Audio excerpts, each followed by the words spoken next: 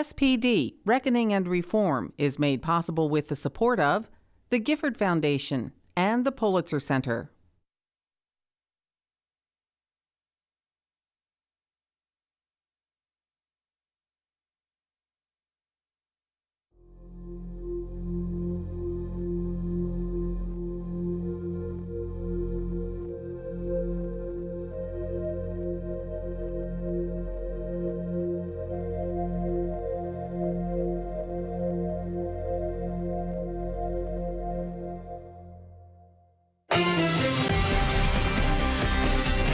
Breaking news this morning from Syracuse's north side. A 12-year-old boy is now dead after a shooting last night. Officers say James Springer III was hit by gunfire at a family gathering on John Street.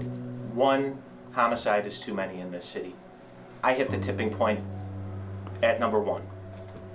And so this is yet another example of the fact that enough is enough. People are hurting. People are afraid for themselves, for our city.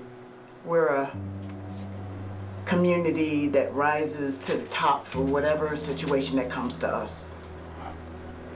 And the mayor and I and the chief and the superintendent are all in. Our hearts bleed for these families, for our children, and what's going on in our community. 12-year-old hit by a stray bullet. More and more children getting hit by gunfire, dying on our streets. What's the answer? Why he doing all that? Why he doing all that? Why he doing all that? He not resisting or nothing. So I applied to be a police officer really just because I thought I could do more. I thought I could help more. It ain't like police back in the days. You know how they had the sign where you see the police helping the baby cross the street or the bike. They don't do that no more. It's all patrol. It's all look and see what somebody got. But it's not about helping. The only time in Syracuse that anything has changed is because of you. Now I'm looking out a window, F the police, defund the police. It was disheartening to see. It was important that we use the contract as a way to retain good police officers. Today, to have a police officer that lives in our community, that drives down the street, same street that everyone else does, that's going to be the new police officer that's going to be able to walk to a group of young people and say hi. You could have picked a lot of places to serve. Show Syracuse. You don't deserve to be here! Police reform is not a moment in time. Stand firmly for justice. On our worst day, this is a noble profession. One homicide is too many in this city. People are running and then you just hear gunshots. There's a new day that's coming in the city of Syracuse.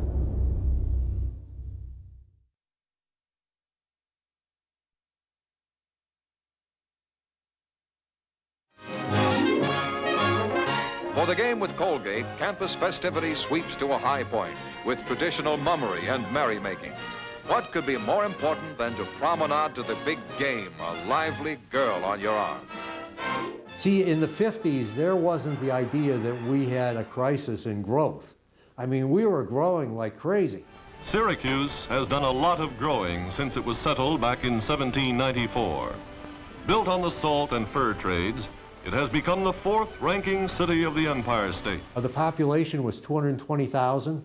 The population projections for the city of Syracuse were 300,000 by the turn of the century. We weren't thinking that this was a crisis where we had to do something about our economic decline.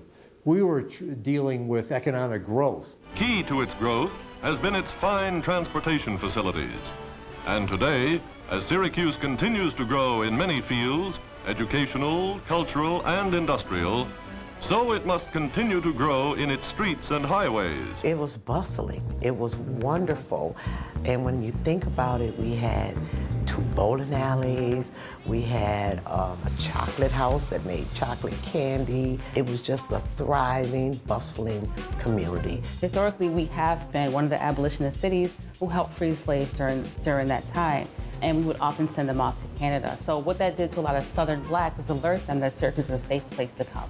I grew up in the 15th Ward, and what an experience that I received by growing up in that 15th Ward. Growing up there was such a vibrant community. There's a great history of entrepreneurship and businesses that we experienced that I visioned when I was younger. Things changed tremendously in the 40s and 50s. Families expanded, houses were built and sold in record numbers, and wartime technology was adapted to the demands of an increasingly prosperous consumer market. When we talk about the businesses that were in that area, like the General Motors, the Chryslers, which is New Venture Gear, GE, General Electric, that's where a majority of African Americans and Latinos worked. We had thousands and thousands of manufacturing jobs. Many located right in the 15th Ward. Continental Can, Easy Washer, Easy Bargain, those were manufacturing plants, and you can see all the big buildings if you look at Franklin Square and you look at the West Side, Rockwell, all those were manufacturing plants that employed thousands of people, and African Americans took many of those jobs. It was a thriving neighborhood. We put into context of today's time. That neighborhood was overcrowded. It had 9,000 people, and now it has much more, but I think at the time they thought 9,000 people was just too many people to live in this small radius. But it was a tight-knit community. They had a lot of political power. They had a lot of social power, and they were organized. They met regularly at the Dunbar Center. That was one of their cornerstone locations where they met. They got a black elected official there that represented that region. And so they were thriving. Their businesses were in danger of failing. It was overcrowded, but it was a good neighborhood. It was phenomenal. It was just a community within a community. And it was great because all of our parents knew one another, so children knew one another. So we had a great community dynamic.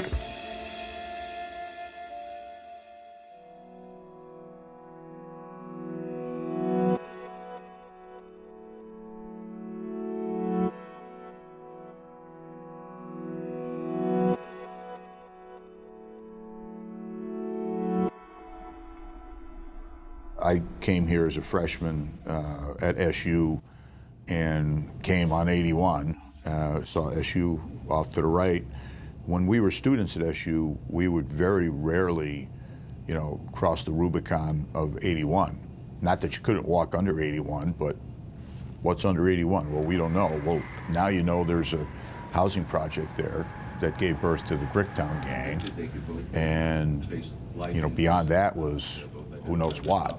Studies have shown now that it created this divide. Again, you can walk under 81, but it's just sometimes it's artificial, sometimes it's psychological, but the fact is, rightfully or wrongfully, the divide is there. 81 was built without a reference to the migration that took place in the 50s and 60s, post-war migration, when many African Americans moved to the north seeking the job opportunities that existed in the north. Interstate 81 was built to connect a pipeline between the north and the south, mainly truck traffic, business, economic growth for our nation. At the time, we needed the economic development, we needed the economic growth. So the I-81 viaduct was one, in part to connect the city from the south to the north, but then also in part to start developing these what we now know as suburban neighborhoods. These new highways will have a far-reaching economic impact on the entire nation. They provide a heavy-duty link between all parts of productive America. Our mayor, our city administration at the time, which was Mayor Henniger, agreed that this would be a good idea. But with that being said, he noted that building a highway through the heart of Syracuse will imprison economic growth. That's the language that he used during that time to say this is not a good idea for future development of Syracuse, but we will agree to it as a compromise of where we should place the viaduct. It was a perfect storm. You had housing that did not qualify for the Federal Housing Act. You had a highway which was going to come through the city to make things more difficult. It was the only area where African Americans and some of those in the Jewish faith had an ability to live. And as a result of the Federal Highway Administration putting I-81 raised viaduct in that area, it was 400 to 500 homes destroyed. about 100 businesses destroyed. There was no relocation plan for the first 6 years of construction. So people were displaced and people had nowhere to go. There was still covenants against renting or selling to black folks. So where were they supposed to go if the only neighborhood they could live in is now being destroyed through urban renewal and the Federal Highway Administration? And it destroyed, it destructed, and it took away a lot of the small black businesses that were thriving in the 15th Ward. And the goal was to replace substandard housing with modern housing, low, mixed income, middle income housing, and that's what actually happened. But it lacked the community that existed even in these areas that had substandard housing. I mean, we replaced the housing, but we were not able to replace the community. Well, the black community, since it was in a concentrated area, and that yielded a lot of power, one person, one vote. And there was, even back then, there was an urge to begin to register and to vote and to exert power, through the black movement, through civil rights. So here's one way of getting rid of all of that threat to my power. That's by getting rid of the 15th Ward. These are images of a time gone by, the parades, the flags, carried through downtown Syracuse. As you drive through the city now, the factories that once fueled the economy, factories like Syracuse, China, at its height, 1,200 workers. Last year, the last of the jobs went overseas. Some 350 civilian Air Base employees will be without work next June when Hancock moves to become part of the Griffiths Air Force Base in Rome. It became clear that the best way to stay competitive and protect the business for long term is to move production to Monterrey, Mexico. As more and more U.S. companies move factory jobs overseas, people who lack skills and education have trouble making a decent living. While the Carrier Air Conditioning Company shut down its Syracuse, New York plant in 2004, 1,200 jobs were lost. The TV station I wrote to when I was 12 years old, my parents would bring me here to intern, got my first job here, and look what sits out front now. Nothing but a giant for sale sign. The economic divide happened when those companies left and no longer when they went overseas. That's where we started to see the unemployment. That's where a lot of individuals that normally would transition into those jobs and be part of that middle class started to change. The city used to be the center of all economic activity, and now all of that economic activity has moved to the areas outside of the city. So the city then is left with, we had housing for 220,000 people. We have 140,000 people now. So all those units that were providing housing, something had to happen to them. Well, what happened to them? Well, many have been vacated, many have been demolished, and we still have this problem of this disinvestment in neighborhoods. People who could afford to move did, and people who could not afford to move are still there. And so that kind of concentrates poverty even further, because if you can't move from a highway that's now 3 feet away from your apartment, you were there first, you're kind of stuck there. And so now we see this generational wealth gap from the benefit of being able to travel to the suburbs and now start building wealth back then, to those which we call the have-nots who could not move and are kind of stuck in this generational poverty. We mentioned a lot that Syracuse is #1 for impoverished black folks. We don't mention that it's 5th for whites in the nation, which is telling that together we rise, divided we fall. Unemployment is really the key when it comes to poverty. And because of the fact of poverty, people have to feed their families. And when one doesn't have an opportunity to do that, then you have not only an underground economy, but you have crime. I think if you look at American cities across the board, the challenges that we face here are the same as those challenges that are faced with regard to police reform in all of the other cities. And that includes Sun Belt as well as Rust Belt. This is a national issue that faces us everywhere. The major thing, I think, in the Rust Belt cities is the downturn in the economic activity. We've lost thousands and thousands of jobs in all of these cities that were providing a diverse economic base. That has necessitated a change, I think, in the way that policing is looked at. How many different police chiefs have you worked with? I think the number would be 15, give or take.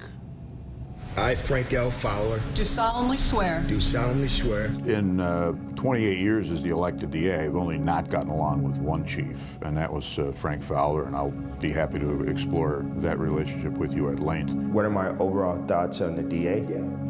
I don't have an opinion on the DA. The district attorney is an elected position. The people of Onondaga County has elected him, and they're the ones who have spoken. I'm just one person in Onondaga County. I cast my vote the way that I felt, and the majority felt differently than I did, and so that's it. Even if you personally don't like the man or woman, you both have jobs to do, and you'll get it done. And you can't let a disagreement turn into a long-term feud, as happened under the Fowler minor administration. I saw a recruitment trailer on Salina Street and Fayette Street, right in front of the Chase Bank, and I decided to stop in to see if what it would take to sign up for the police exam. And I took the test just to challenge myself to see if I was smart enough to pass it. Had no intentions of becoming a police officer. I said, why not me? If I don't go through this process and see it through, then I would forfeit any opportunity I would ever have to complain about anything that the police ever did, because I believe that effective change has to start from within. And if you are not going to be a part of something to affect change, then shut your mouth and go on about your business. So I said, all right, I'll go through this process and see how far I get. And they hired me, and the rest, as they say, is history. The biggest problem was overtime. And if you look at where is the overtime being spent, it's not being spent on homicide investigations. It's being spent at the airport and at the Carrier Dome. I've been going to the Carrier Dome since it opened in 1980. I don't think I've ever seen a felony committed at the Carrier Dome. The only policy as it relates to overtime is that we monitored the officers to make sure that they weren't working over a certain amount of hours during a 40-hour work week. Most of my time as chief of police, my staffing level was low, and I had to utilize overtime to augment the staffing levels of the police department. So overtime is a necessity when you're short-staffed. These were things that were designed to enhance one's pension because of the pension scheme, essentially, inflating your last 3 years of work. It was always if you were one of the in crowd, and if you were one of Fowler or Broughton's guys, that was okay. I think that I was able to accomplish quite a few things, starting new programs, addressing specific crime problems. I'd like to think that to some degree I improved the relationships with police and the community, and establishing building blocks for the person that who would replace me to continue to build upon. So that's about it. I'm Ben Walsh, and I'm running for mayor. As mayor, I will continue to redevelop the city, investing in the community, creating jobs, advancing our schools, and improving our neighborhoods. Please honor me with your vote and be a part of what we're building. Well, I'll try not to stop and roll down the window anymore. That was Todd Reed. He's got a business that he's proposing to put on the actually right down on the south side, where we just drove through, and just a good local entrepreneur businessman doing good things. So I grew up in a family full of public servants. Some say politicians, I choose to say public servants, because while some of my family members have held elected office, the common theme throughout my family is always trying to give back to the community, to do good. For my father, that was, for much of the time, holding elected office. He started in the Syracuse Common Council, 3rd District, and ended up as Common Council President, and ultimately ended up in Congress for 20 years. His father served as mayor of the city of Syracuse back in the 60s, and also a short time in Congress. So those two certainly chose politics for their public service, but going throughout the rest of my family, my mother was a teacher. I have aunts and uncles that are judges, that are social workers, hospital workers. So it's in my DNA, it's in my blood. I don't think he thought he would get all the, I don't know if he thought he would get all the support he ended up with in the beginning. He didn't. But like, I remember going to the NAACP dinner, and Ben was there, and almost nobody wanted to sit with him. And at the end of the night, he walked over and he was just like, "Tim, would you mind taking a picture for me?" And he just stood up next to the thing and took a picture and was like, "I'm here." And he didn't push anything. I think people really, there's an appeal to that, of like somebody who's gonna come in and listen. What is he gonna have to show in his first term to show that I'm not a Republican in sheep's clothing, and I can live up to these kind of progressive ideals that a lot of people are expecting me to have? Oof, yeah. That's a big one. If he can reverse the trend so we're off the list of most segregated cities in America, you know, he'll be a progressive champion for us. Let's give it up for the 54th mayor of Syracuse, Ben Walsh! The people of Syracuse have spoken clearly that they are not willing to wait any longer for the change, progress, and opportunity they deserve. While public safety isn't the sole responsibility of the police department plays a critical role in it. And I want every citizen in the city of Syracuse, every resident of the city of Syracuse, to feel that the presence of the police department makes them feel safer. If people feel safe, they can make other decisions as it relates to their lives and their well-being. But at a fundamental level, I want people to feel like the police department makes them safer. The victim, James Springer III, 12 years old, was suffering from a gunshot wound to the abdomen area. Springer was rushed into surgery, but unfortunately died from his injuries a short time later, just shy of 3 a.m. this morning. So I ask everyone to take a deep breath, and let's strategically come together and figure out what we're going to do. This is yet another example of the fact that enough is enough. One additional homicide is one too many more. So I hit the tipping point a long time ago, and I think the community has as well. Walsh also announced he's holding a nationwide search for the city's next police chief. We're looking for someone who understands policing in a diverse community. An urban setting is critical. The candidates list is now down from 6 to 3, including a familiar face. First Deputy Police Chief Joe Cecil made the cut. He's a 33-year veteran with SPD and is current Chief Frank Fowler's favorite. Also under consideration is Cameron Afzal, the chief of the Durango, Colorado Police Department. He's been chief there since April 2017. And on the list as well, Kenton Buckner. He's been in charge of the Little Rock, Arkansas Police Department since June of 2014. Syracuse Deputy Mayor Sharon Owens, who's leading the search, calls the trio highly qualified. So when I set out to make a decision on who I wanted to be the chief of the police department, I had one singular goal, which was to find the best person for that job. I had the benefit of having a sitting chief in Chief Fowler that was willing to continue to serve. That gave me some time. And with that time, I chose to cast as wide of a net as possible to make sure that I answered that basic question: who is the best person to fill that job? Ultimately, I determined that that was Kenton Buckner. I prayed for this opportunity, and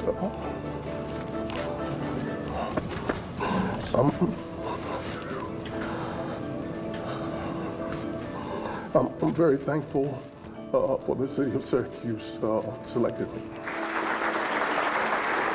Last month at a Thursday morning roundtable meeting focusing on reorganizing the department, Syracuse Police Chief Kenton Buckner mentioned that there were bad officers in the department. My job is to make sure that I protect my 95% good officers from the apples that should not be in that barrel. And then there are some people who are rotten to the core that we're going to say, you know what?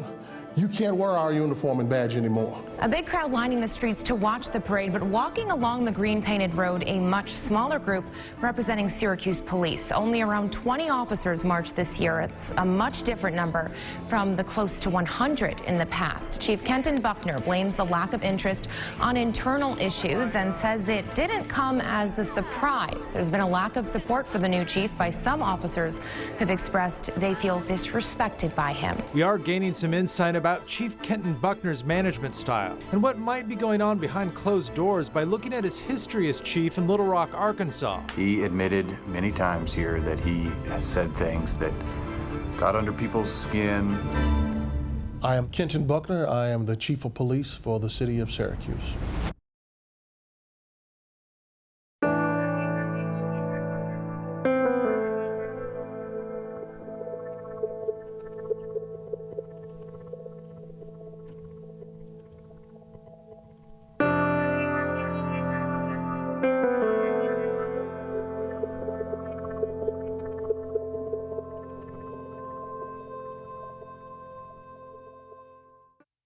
SPD, Reckoning and Reform, is made possible with the support of the Gifford Foundation and the Pulitzer Center.